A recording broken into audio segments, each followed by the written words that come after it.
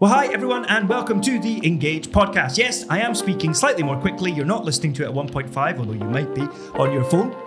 But I'm speaking very quickly because we need to get through this podcast because the cricket's on. The cricket's on. The summer's here. England are playing. I mean, it's a bit of a sort of one-off test against Zimbabwe, isn't it? And England are doing really well. And Ben Duckett scored 140. And even Ollie Pope's come in and made some runs very quickly. Isn't it amazing? Isn't cricket great? Cricket is great. I can confirm. Have you played cricket? I did used to play cricket, not very well. What were you, batsman, bowler? I was a specialist number 11. So that's... No, not really. That would okay. I was probably slightly more of a batsman than a bowler, but I wasn't particularly good at either. What was your technique like?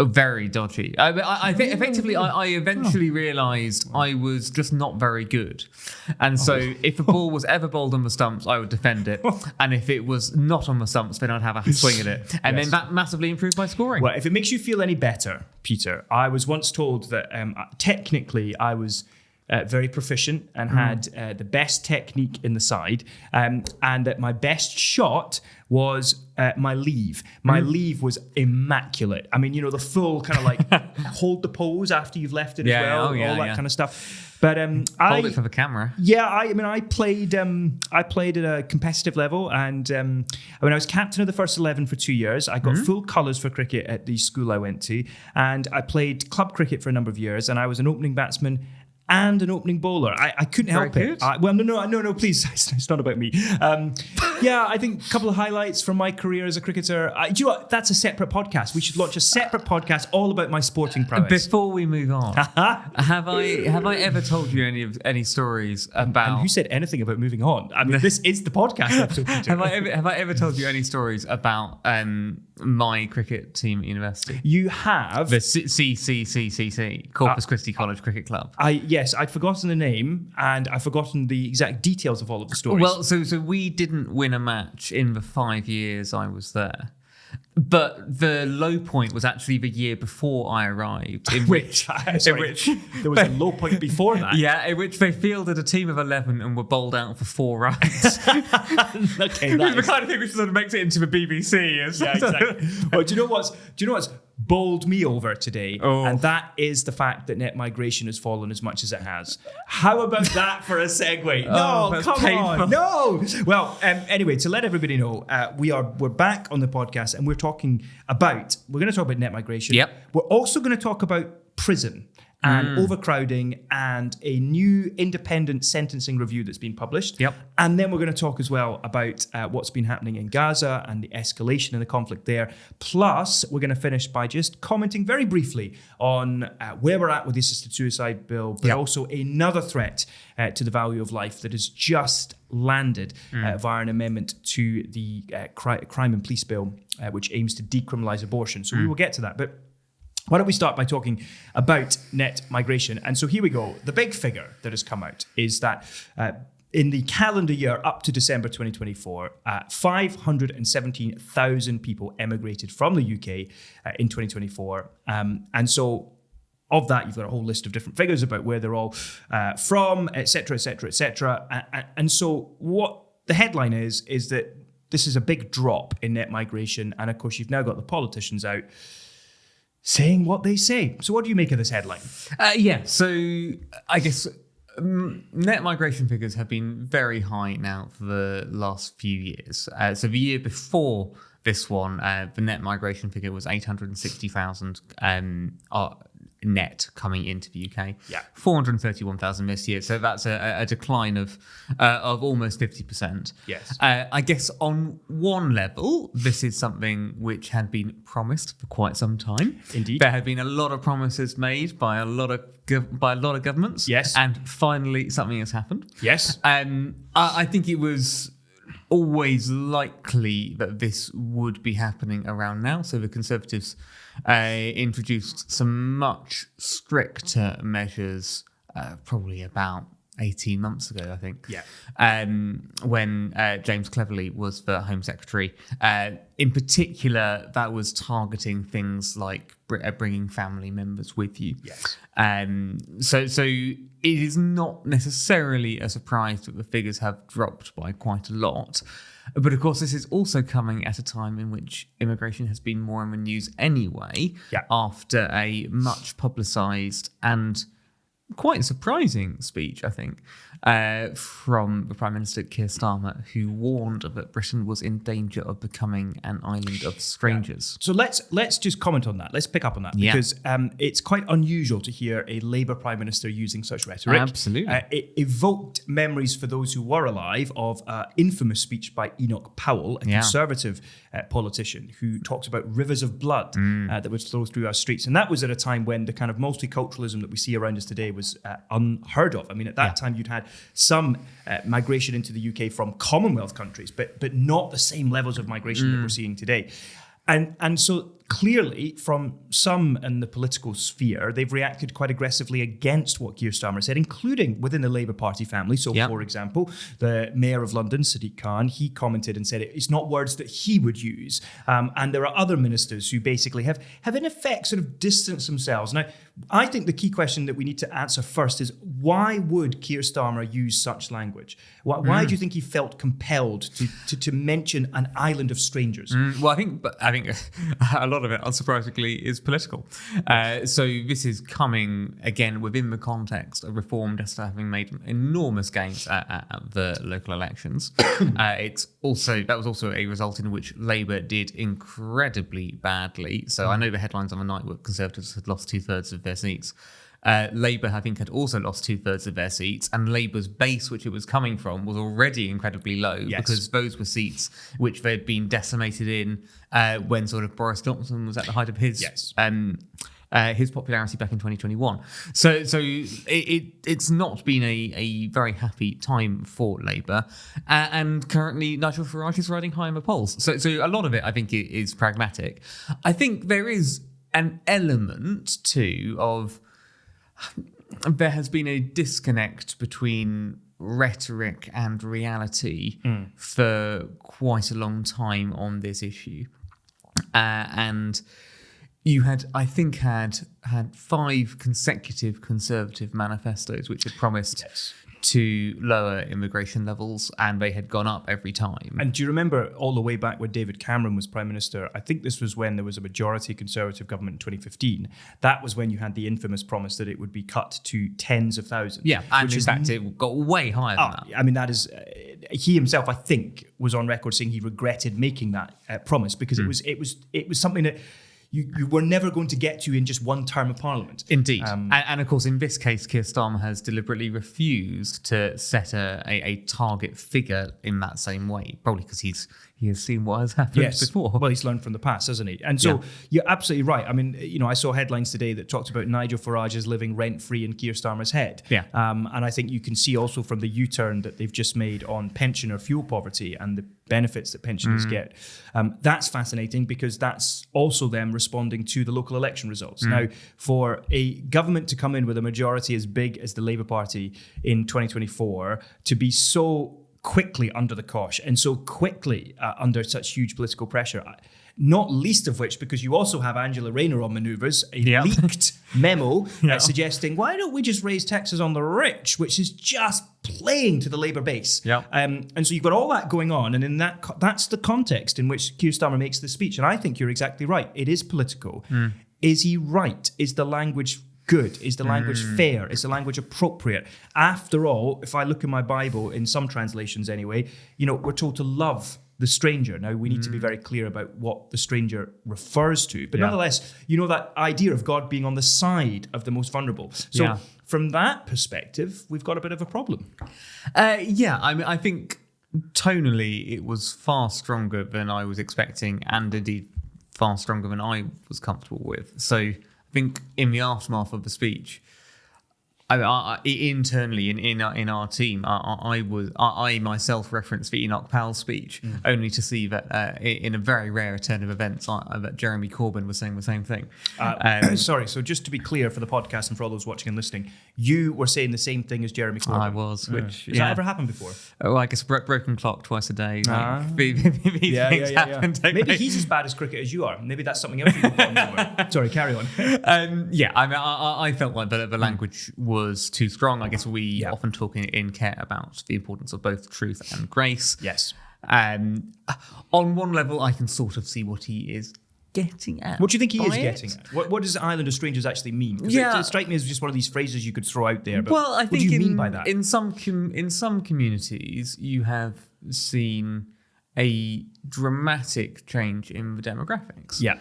And that has particularly been the case in some cities in the north. So you might think about Leeds, Bradford, etc. But I mean, even say in London, the percentage of people who live in London who were not born in the UK is very high. And so I can sort of understand why he's making the comment, but I don't think it's very good, because you want to be promoting cohesion in a community and not dividing in a community. Do you think that ultimately where Starmer's rhetoric takes you logically is to a point of saying multiculturalism has failed?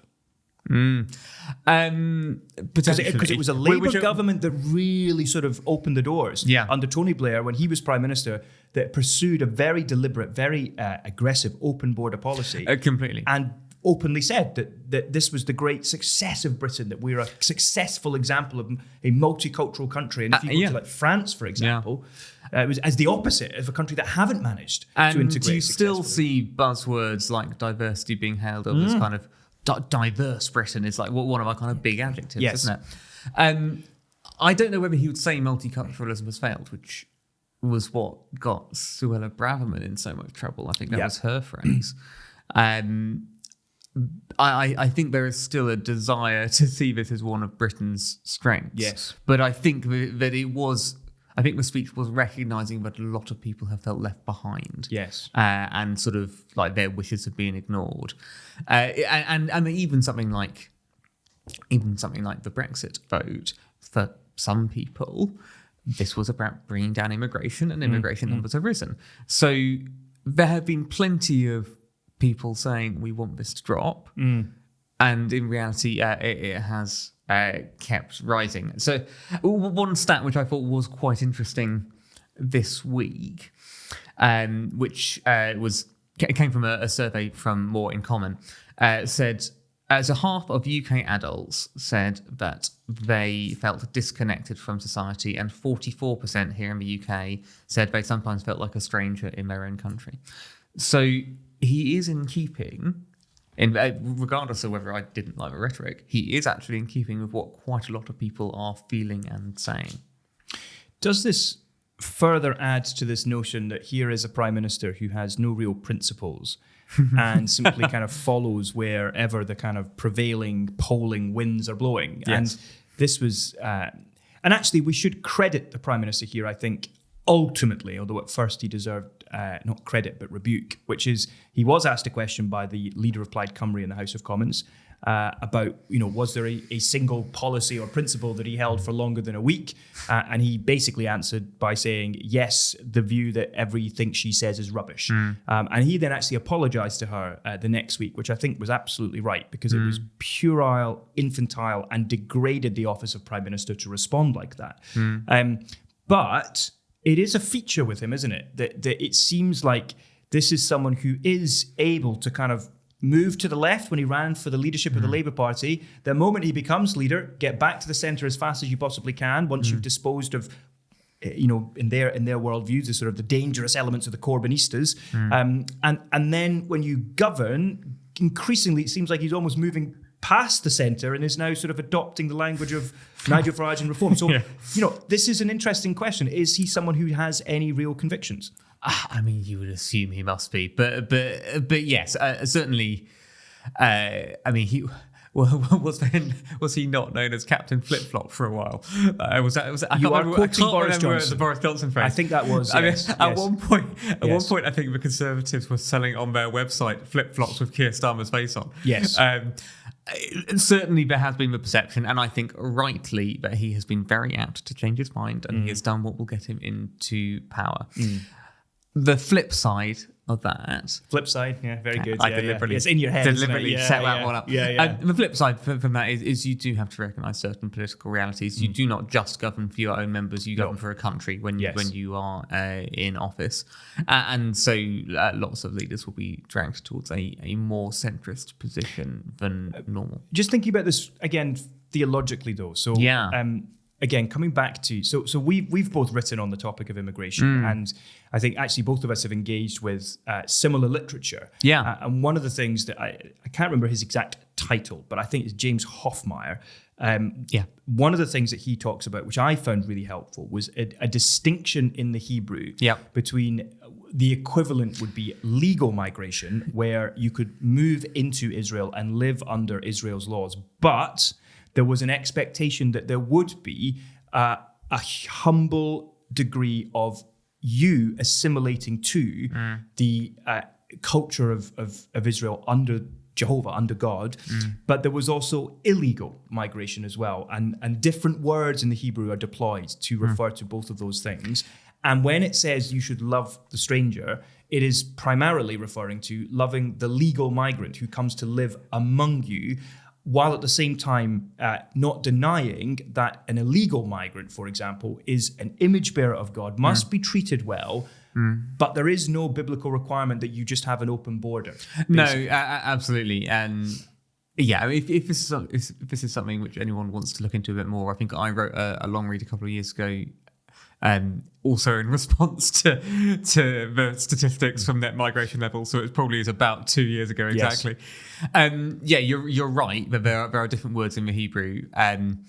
I think you're also right to take us back to what is the starting point about everyone. So as you say, everyone is made in the image of God. Genesis 1. And also, to some extent, even more than that, everyone is our neighbour as well. So you think of the Good Samaritan story. Yes, there's no limit. There is no limit on being neighbour. And the second great commandment, Mark 12, Jesus says, love your neighbour as you love yourself. So that's a kind of really helpful context for everyone. I think you're right again to look to make that distinction between effectively types of immigration. The two main Hebrew words are ger, which means a sort of resident alien. That's someone who has taken up permanent residence in a country. And then you've got what you might call a sojourner. And the Hebrew for that is nekar or zar. And so actually, even with cases where people are legally in a country, they might just be passing through. So I guess a modern day example might be if someone comes to study in the UK, but then the intention is not that they're going to stay in the UK in the long run.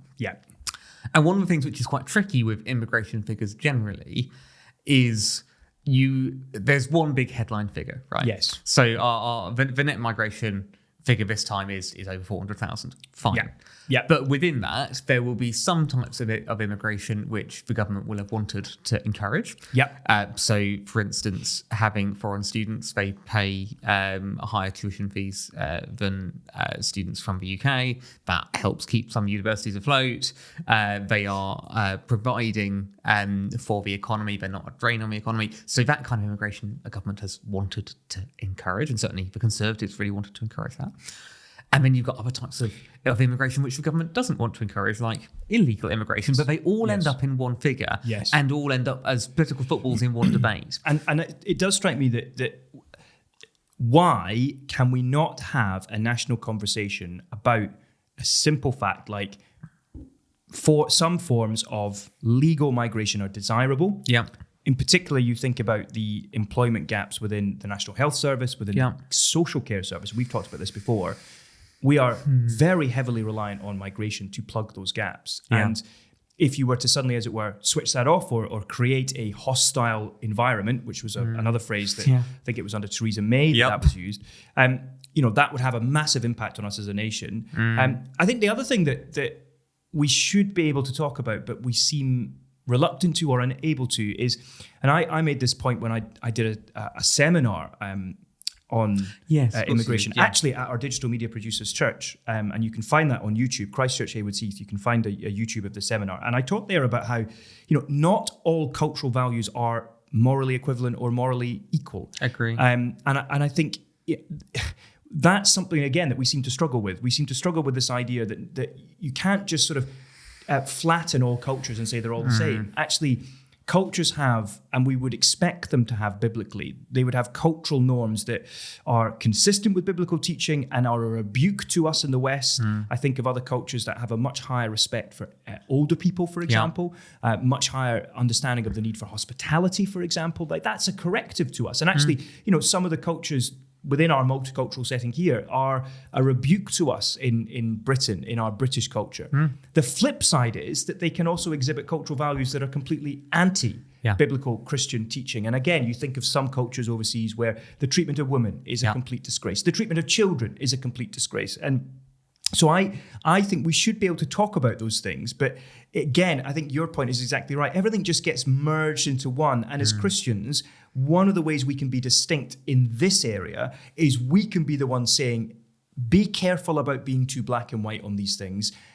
Be as black and white as the biblical text. Yeah. But let's talk about the shades of grey in between. And I think our whole national discourse would be all the better for it. Yeah, no, I completely agree. Yes, I mean, it's not like you could really disagree with that, is it? So, it's all black and white. That's right. Imagine if you came back and be like, I actually fundamentally disagree. I think all cultural values are, England for the Englanders, which is a terrible, terrible thing to say. But I really found, what I found helpful in preparing for that was not just reading Hofmar's book, but I then read a book by Daniel Carroll, who engaged with Hofmar's book and ended up in a different place. And again, I just encourage you, if you're interested in this topic, there are books out there, and most of them admittedly written in the American context, but they all engage with the biblical text. And I think that one thing Carroll, I think, did helpfully draw out more than Hofmar. Hofmar did cover it, but I think one of Carroll's correctives was he felt that Hofmar started straight away with law and did the opposite of what we've tried to do, which is we started with image of God, creation, image of God.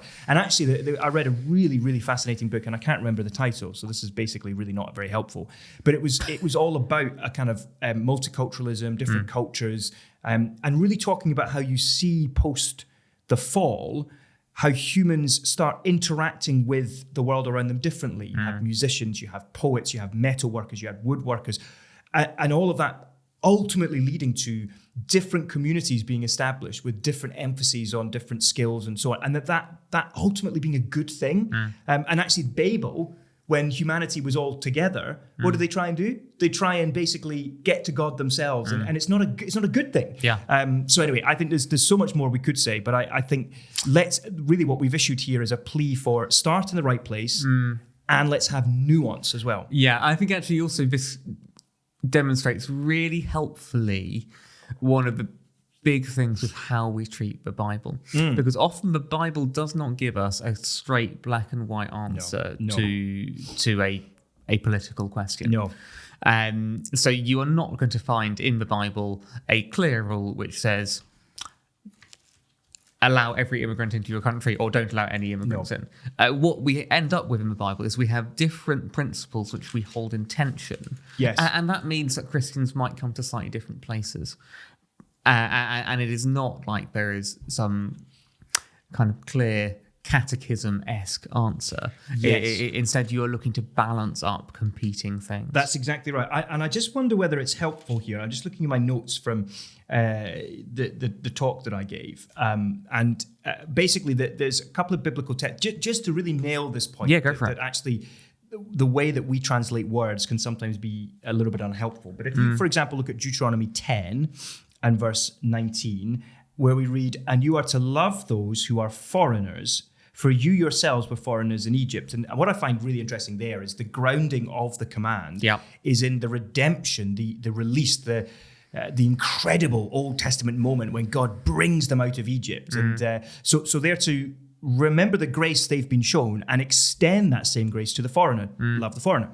But then you go to Leviticus 25, for example, and this is verse 35 to 37. "So if any of your fellow Israelites becomes poor and are unable to support themselves among you, help them as you would a foreigner and stranger, so they can continue to live among you. Do not take interest or any profit from them, but fear your God, so they may continue to live among you." And then the final verse that we need to look at is Deuteronomy 15, verse 13. And this is where it gets really, really interesting. And this is where people can sometimes make mistakes. So 15, verse 3, "You may require payment from a foreigner, but you must cancel any debt your fellow Israelite owes you. So we have an apparent contradiction between Leviticus saying, love the foreigner, Leviticus saying, actually treat them as you would a fellow Israelite. But then you get to Deuteronomy 15:3 and it says, no, you can actually charge them interest. And the answer is to pay careful attention to the Hebrew text to get that distinction between one group of texts is talking about ger, one group of texts is talking about nakar, and they don't mean the same thing. So just to show you in the English translations, you will miss that, and that's the value of reading people like Hofmar, he's a Hebrew scholar, and also what's the people who look at ancient things? And I think he's an Egyptologist. He's an Egyptologist, so he loves Egypt. You know? I presume that's what an Egyptologist is. Yeah. Phew. Good. Okay, we've sorted out immigration, haven't we? We've covered it. I think we've decided we can't fix it. But I thought your point there about how many problems have we done on this podcast, where ultimately what we're grappling with is the application of biblical principles to contemporary society, and a kind of humble recognition that Christians can therefore come to different conclusions. And provided that the way you've done that is legitimate and the way you've done that is sincere, that's okay. Agree. And even beyond, let's say you are an open border advocate and I was a closed border advocate, or let's say you were a mildly open border advocate and I was more of a minorly open. Do you know what I mean? There's differences, isn't there? That's completely. And that's why the whole idea around Christians having different consciences is so valuable. Isn't it? That's so Romans 14, Romans 15. But we are going on. To chat about prisons. Yes. Okay. Why don't you set this one up for us? I'll do my very best. We've never talked about prisons before. We haven't. No. So we're going to hopefully get into stuff around justice and that kind of thing. So what's happened is there's been remember last year when the new government came in and then the Justice Secretary, Shabina Mahmood, made this big song and dance about the fact that she was having to make tough decisions straight away because the previous lot had basically not made the decisions, and the decision was the prisons are at bursting point in England and Wales, and therefore thousands of violent offenders were released early in order to address what would have been a complete crisis, a national emergency, had she not taken this action. And after she took that action, she then commissioned an independent sentencing review, and it was chaired by David Gauke, who's a former Conservative minister. Former Justice Secretary. Indeed. In fact, Rory Stewart, in his book, Politics on the Edge, I think, was a minister under David Gauke in the Justice Department. Because he was Prisons Minister. He was Prisons Minister, spoke very, very highly of David's ability. So we now have the independent sentencing review, and really what this review is recommending is the context has not changed. So even though crime rates have actually reduced since the mid-1990s, the prison population has continued to climb as successive governments, both Conservative and Labour, have toughened up their rhetoric around sentencing, around criminality, and have all tried to claim the same space. Tough on crime, tough on the causes of crime, to quote from Tony Blair, for example. And the result of this is that we have prisons that are full to the seams. And in fact, many of the prisons in England and Wales were built in the Victorian era and were not designed to hold the number of prisoners we now pack into them. Now, I don't know if you know anyone who goes into prisons as in a chaplaincy capacity, but if you listen to them, they will often talk about how nowadays, in cells that were designed to hold one person, they have to cram two people in. So you can see how this environment is really not great. And what this review is recommending is that violent prisoners, including those convicted of sex offences and domestic abuse, should be released after serving just a third of their sentence in a bid to ease prison overcrowding.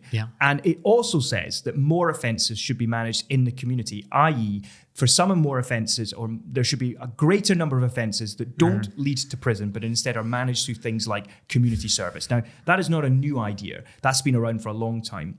And so even though there are new prisons in the pipeline, you can't expect them to be built until 2031. So David Gauke in this review even says new prisons is not the answer. That's not so bad as the problem that building 3 new prisons over a 5-year period at the cost, by the way, of 4.7 billion, that is not going to solve the problem. So that's the situation that we're in. And there was some other interesting things, by the way. I really enjoyed the suggestion that learning from Texas, where the idea of sort of earned progression in terms of your custodial sentence. And this is earned progression model. It's used in Texas, and offenders progress through 3 stages. Custody, where they're incentivized to behave. Post-custody, where they're strictly supervised and subjected to license conditions. And the at-risk stage, where they're not supervised, but they can be recalled if they offend again. And there's been some evidence to suggest that has worked well in Texas. So that's a really new idea. The onus is now on the government. How much of this are they going to go along with? And it's worth saying, actually, on this, that not all prisoners will be treated the same. No. So it is not the case, say, if someone has a life sentence, they're going to be let out super early. And it's not actually the case that if you have dangerous criminals and offenders who are not seen to be so dangerous, that the process is quite the same for them. No. So a regular offender can be released a third of the way through their sentence, and then if they are behaving well, so that aka you're not just sent out into the community if you're not behaving well. Yes. Whereas a dangerous criminal, that can't come until you are halfway through your sentence. Yes. So that is for people who are in prison for violent or sexual offences. Yes. So it is not the case that it's everyone being sent out in the same way. You've got to have sort of shown some kind of compliance with prison rules and regulations, and you've got to be thought that you're not going to be a threat. So it's not like the government are just going to be putting out dangerous criminals who are still clearly exhibiting dangerous behaviour. And again, very, very helpful, I think, to add to this, just so people understand, England and Wales has one of the highest prison population rates in Western Europe. So we have a real problem. So that's the scene.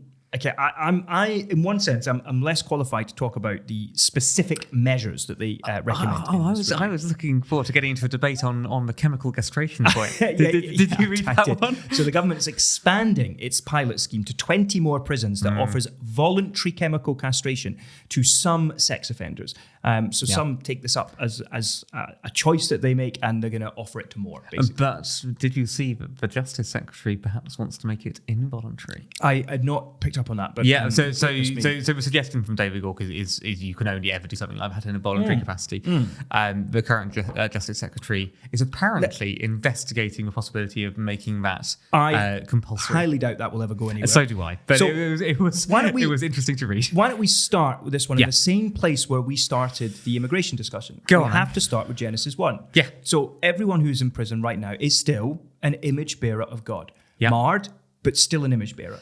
And at the same time, everyone who they have hurt is also an image bearer. And the Bible is so full of examples of laws and penalties if laws are broken. Yeah. And very often, I think in sort of theological Christian circles, we can end up talking about issues to do with prison and justice through the prism of either we are all about retributive justice, that justice must be about punishment, or we are all about, as Michael Gove famously said in a speech from the dispatch box in the House of Commons in around 2016, he was a Christian, he was all about restorative justice. And the two are sometimes placed in complete opposition to each other, whereas controversially, I would take the view that we see both ideas in the scriptures. I don't think that's even controversial. So why don't we lay some of the groundwork for that? So the first example of sort of a punitive or retributive justice, which we would come across, is in Genesis 9, isn't it? That's right. And that, again, grounds stuff in image of God language. Yes. So let's just read that, actually. Yes, exactly. You've got it up there. I've got it in an actual Bible, so I should probably read it. That's outrageous. It is outrageous, isn't it? Yes. I don't really believe in reading the Bible on screen. I'm only joking. I was about to make a joke, so I don't really believe in reading the Bible in English. Oh, yes, that's right. Sorry, yes, I forgot you like to do your devotions in Hebrew. I'm more of an Aramaic kind of guy. So if you read Genesis 9, I read, for example, from verse 5 and then on to verse 6, and for your lifeblood, I will surely demand an accounting. I will demand an accounting from every animal, and from each human being too. I will demand an accounting for the life of another human being. Whoever sheds human blood, by human shall their blood be shed. For in the image of God has God made mankind. So there it is right there. And that is also the maximum penalty as well. So we're not just talking about putting someone in prison there. Nope. There is a legitimization in some cases, which are very extreme, of the death penalty. Yes, but isn't it interesting, for example, just a few chapters before, good thing that Cain murdered Abel before Genesis 9 in the covenant with Noah, because Cain took Abel's blood and it was premeditated murder. I don't think anyone would say that was the lesser charge of manslaughter. It was out of jealousy, and yet God, interestingly, he does judge him. Yeah. But he doesn't kill him. Yeah. Isn't that fascinating? It is. At some point, it would potentially be a fascinating podcast episode if we chat about our views on the death penalty. Oh, yes. That could be one for another time. Yes. Yeah, and if you would like us to do that, please do comment under this video. Let us know, contact us, because, I mean, we'll only want to do that if people actually want to hear us talk that about is the death true. penalty. Yeah, we could just have a fun debate. I mean, either we do this podcast just for our benefit, and it's great that anyone listens, or we have at least 1 ear on what our listeners want. But, so anyway, so that's an example Yes. of punitive justice. If you want to read the Bible stop. from your actual copy, It's a new Bible if as you well. want to get up Leviticus 6 up, I will find Leviticus 6. I think that comes after Exodus, doesn't it? you know full I'm in a well very that it naughty does. mood on this You podcast. Leviticus 6, sir. And, if the you- specific verse you would like me to read? How long are verses 1 to 6? Is it too long to read out? No, we can do it. The Lord said to Moses, if anyone sins and is unfaithful to the Lord by deceiving a neighbor about something entrusted to them or left in their care or something stolen, or if they cheat their neighbor, or if they find property and lie about it, or if they swear falsely about any such sin that people may commit, when they sin in any of these ways and realize their guilt, they must return what they've stolen or taken by extortion, or what was entrusted to them, or the lost property they found, or whatever it was they swore falsely about. They must make restitution in full, add a fifth of the value to it, I love that bit, and give it all to the owner on the day they present their guilt offering. And as a penalty, they must bring to the priest, that is, to the Lord, their guilt offering, a ram from the flock, one without defect and of the proper value. Fantastic. So this isn't punitive justice. This isn't being put in prison for having done something. This is about restoration of relationships. So the wrongdoer returns what is stolen, but then they also give on an additional fifth of the stolen item's value, and that achieves restitution in full. There's a recognition in that it is not just about returning what you had taken, but that there is an additional thing you need to do in terms of restoring a relationship. Yes. So I guess we've looked at both. There is both punitive justice and restorative justice. And the great illustration, the great example of both, I would argue, is the cross. Go on. Well, so the cross is both retributive justice. It is the punishment of sins, our sins, taken on by the sin bearer. Yeah. But what is the effect of that retributive justice? Yeah. It is ultimately restorative. It's reconciliation. It's redemption. It's the fact that through faith we can now be reunited with our Maker, our Heavenly Father, and so on. So I think there's an example where I guess the other angle I kind of think on this is I think that we see God's wrath from heaven presently revealed, Romans 1:18, and ultimately, while I think there are examples right the way through history of God's retributive justice before the end day, nonetheless, every example of that, like the cross, is also still ultimately a warning call to everyone to repent, to believe, to be restored to a relationship with their Maker. But when you get to the final day, when Christ returns and the angels with him, and the day of judgment, I think we have to say, if you read 2 Thessalonians, for example, we have to say that justice, the final justice, is retributive. It is where everything is laid bare and you are dealt with according to what you have done. Yeah. So I think we still continue to see the same pattern from the cross in this era before Christ returns of it is retributive, but it is also restorative. And we've seen that from the biblical text. At the end, I think that's different. I think there it is just retributive. Thank you. That's helpful. I think a couple of things which I think would just be useful to frame this conversation, just to kind of ward off any misunderstandings. So I guess some people might look at restorative justice and think, oh, well, isn't that just kind of like letting people off? Yeah.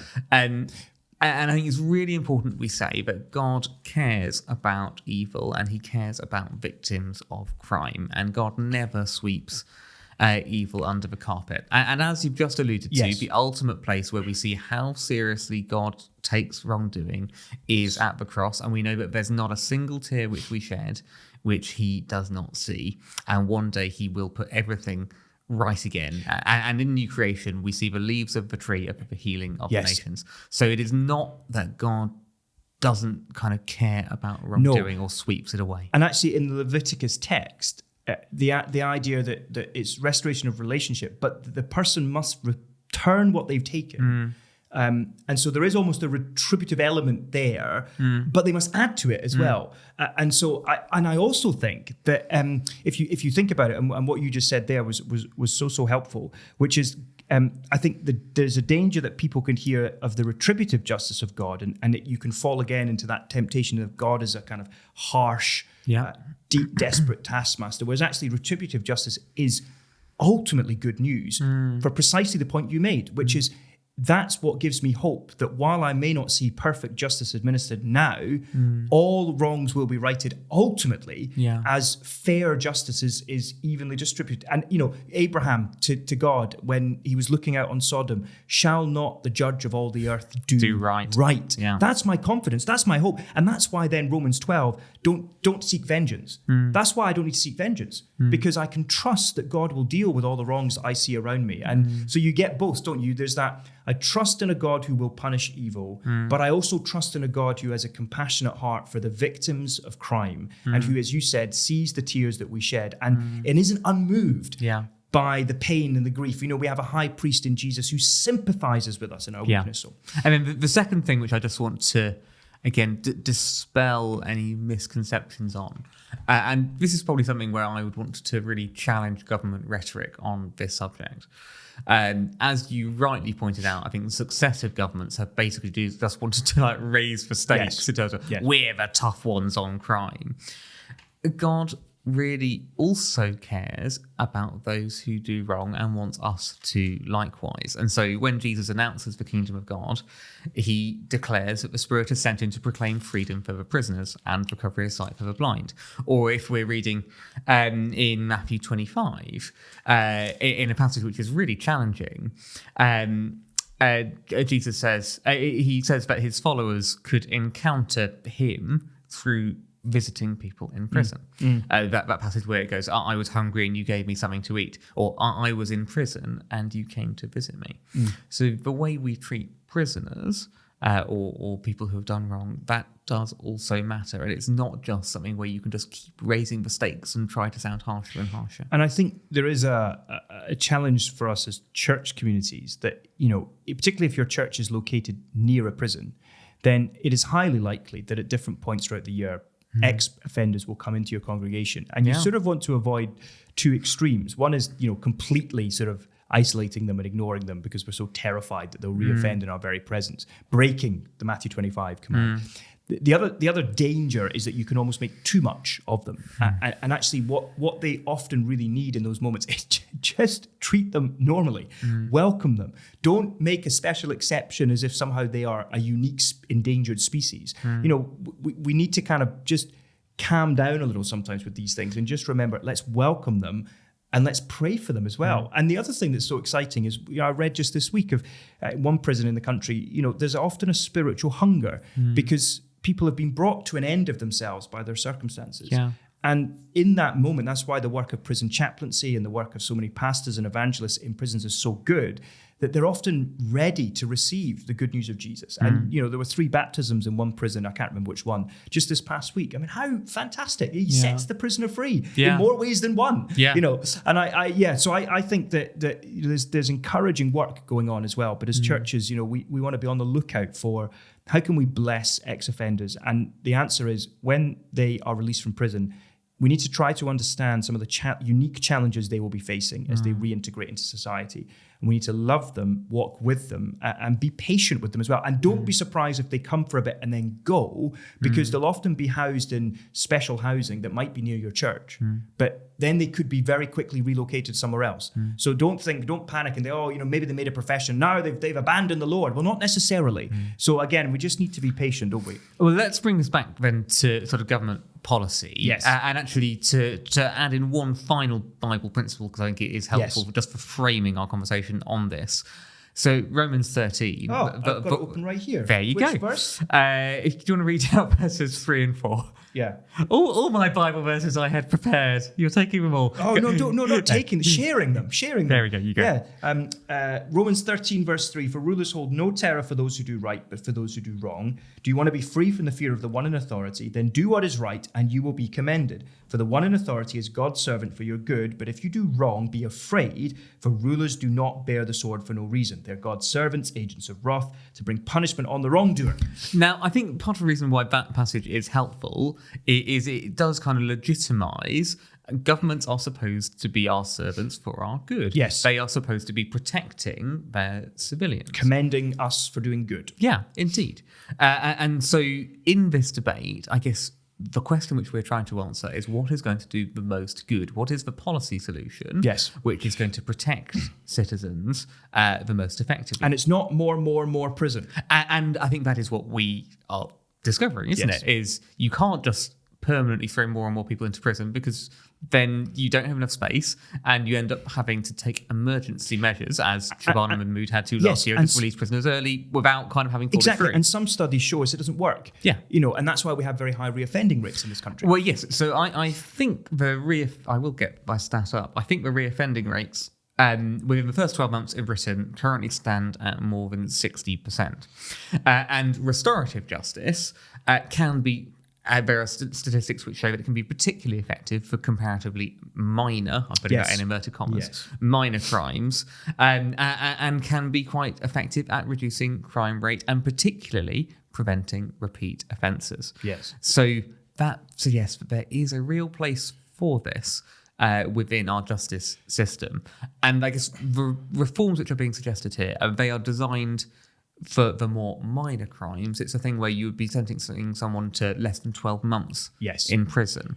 That is where restorative justice is in view. And so it probably is quite a good thing that it could genuinely be a solution for us. And I think it's also just helpful to remember that with both these concepts, that, again, avoid being overly black and white. It's not that retributive justice has nothing to do with restoration. And it is not that restorative justice has nothing to say about punishment. Actually, both elements are contained. It's about the emphasis within each concept. And that's why I think we've landed in this place of saying, well, scripturally, we can see clear examples of both. And that God's justice is ultimately both. And at the end of the day, will be retributive. And that's what gives us hope, which is wonderful. That is prisons, which we've never talked about before. So that was fun. I really enjoyed that. That was I enjoyed that as well. I think there's, again, more we could say on that. We did want to touch on, again, speaking of justice, we wanted to touch on, I think, briefly, the escalation in what's happening in Gaza. And a couple of thoughts just to sort of set this up. So the fragile peace that was signed on the 17th of January 2025, where Hamas agreed to release hostages, Israel agreed to release more than, I think, 19,000 prisoners, and there was a gradual withdrawing of Israeli troops, IDF troops, from Gaza. That has been shattered. And instead, the mood music from Prime Minister Netanyahu's office is that the IDF, Israeli Defense Forces, are going to take military control of all of Gaza as they continue to seek to achieve three key objectives, which is the return of all hostages and the cessation of Hamas's ability to inflict any damage on Israel, and ultimately, in that sense, a form of justice. And the effect of this is on a part of the world that was already experiencing humanitarian shortages. Obviously, this has made the problem far, far worse. And there was a period where the Israeli Defense Forces were allegedly not allowing humanitarian aid to get in. That has now changed, and aid is now getting back into Gaza. We also have not been helped. And so this is the other point I want to make. So that's to set the scene. There's been an escalation. We've not been helped here by media reporting. So, for example, in recent days, there was the much trumpeted statistic that 14,000 babies were killed in Gaza by Israel's actions. And as it turns out, basically that comes from an independent report that was a projection of what would happen in Gaza if nothing changed over a year.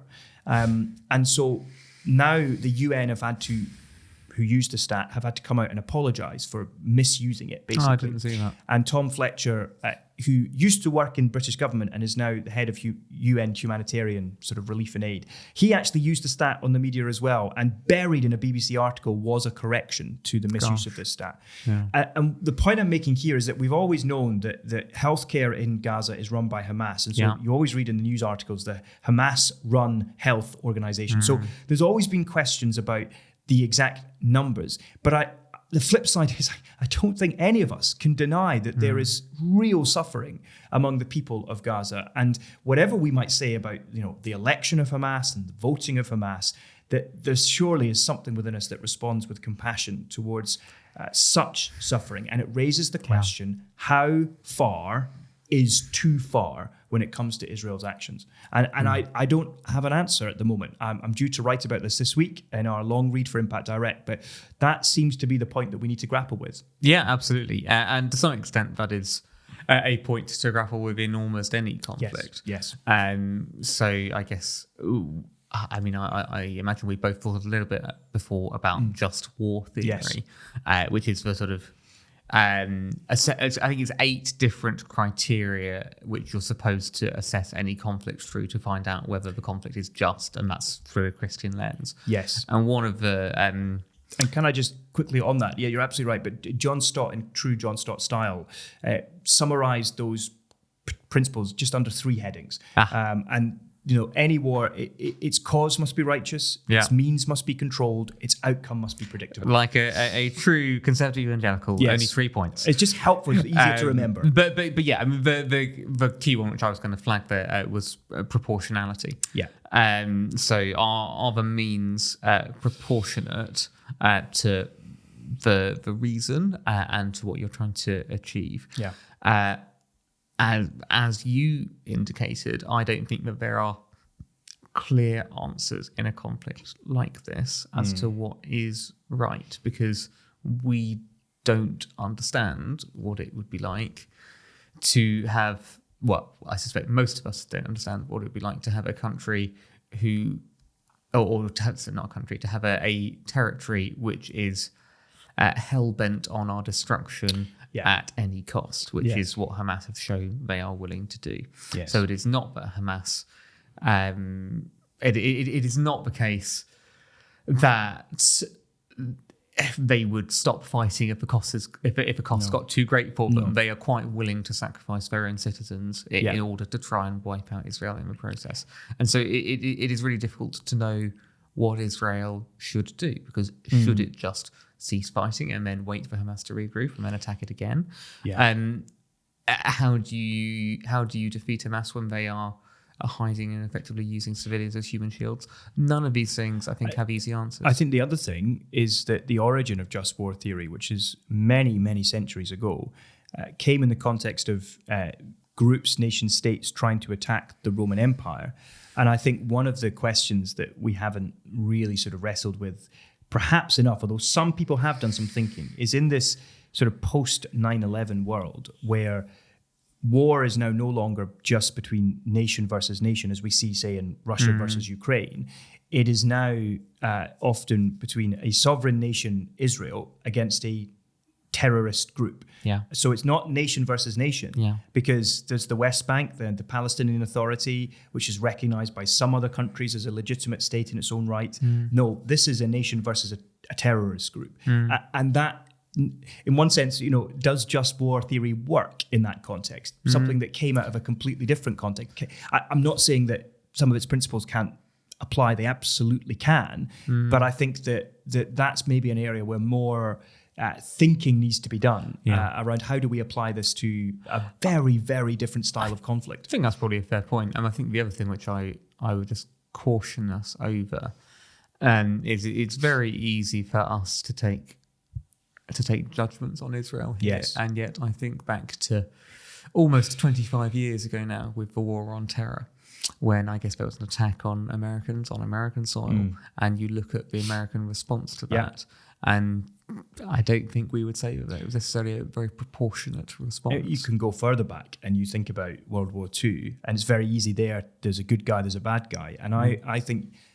yes, provided that we are willing to acknowledge that mistakes were made, terrible mistakes were made. For example, the bombing of Dresden, but also the atomic bombs that were dropped. There's still an ethical question in my mind around that, because if you say, well, the end justified the means, I don't think that's ever a Christian way of reasoning.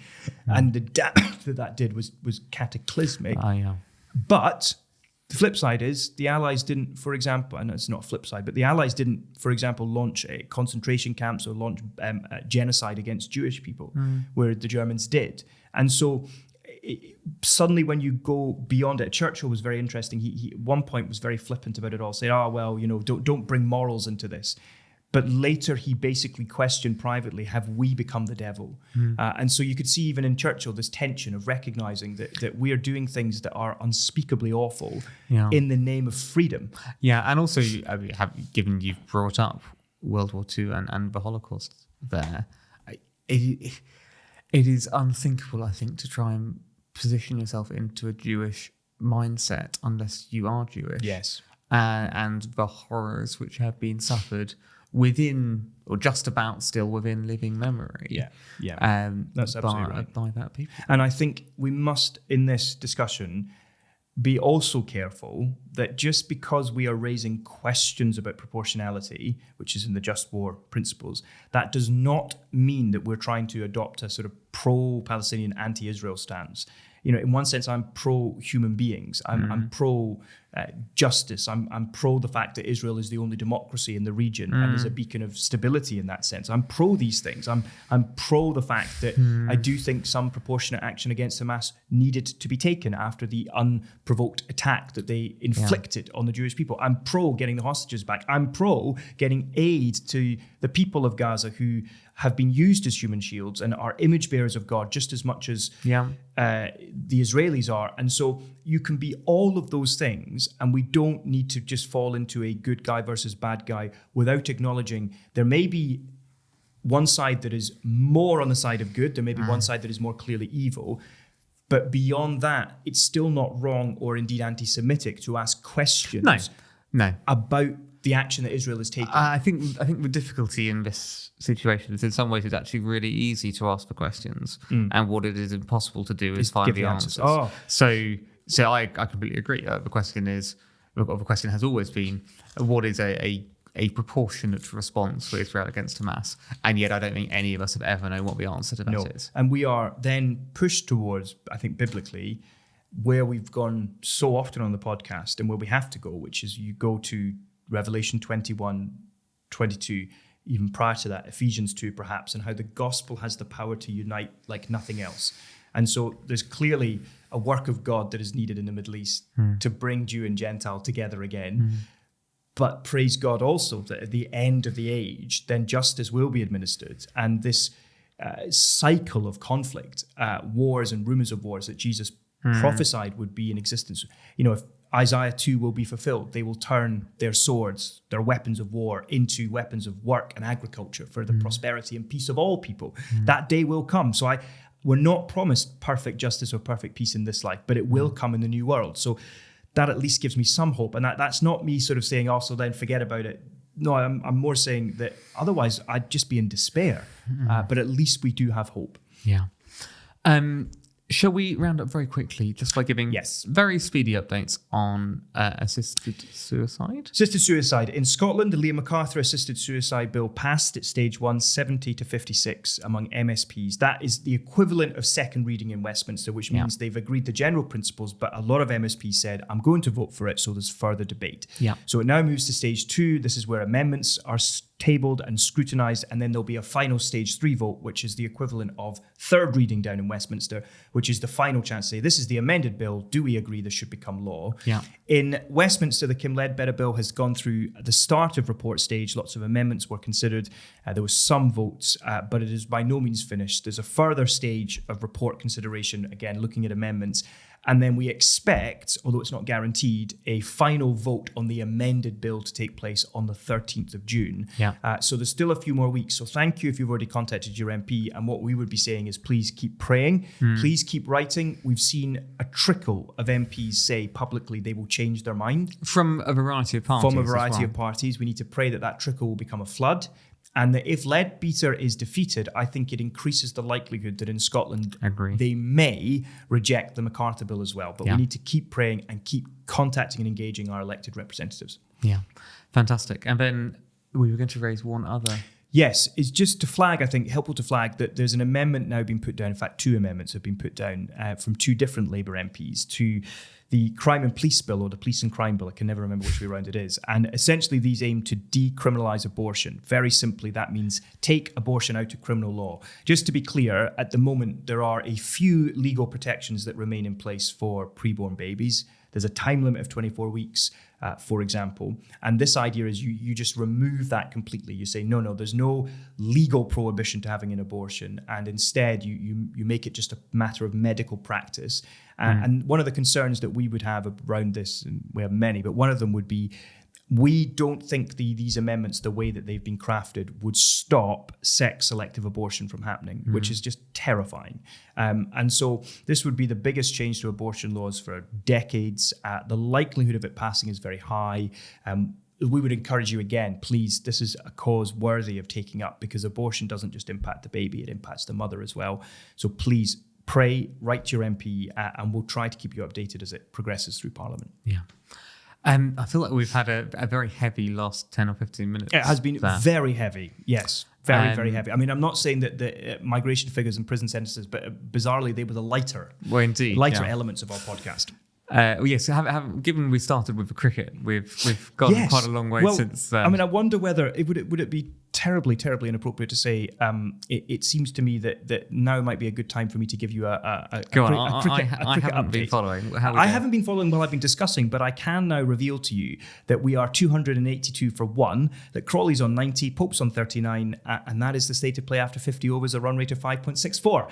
So things are going very well if you're an England fan, less well if you're a Zimbabwe fan. Excellent. Now, we've done the podcast, we've made it. Please do watch. Please do share with your friends. Let them know about this podcast, because you never know. They might have been hunting and searching for a podcast of 2 blokes having a chat about crazy things and basically saying there are no obvious answers, at least the Bible's true. So if that is you, pass this on to your friends. But as ever, Peter, it's been a delight to spend this time with you. Always, yeah. And see you next time. Take care.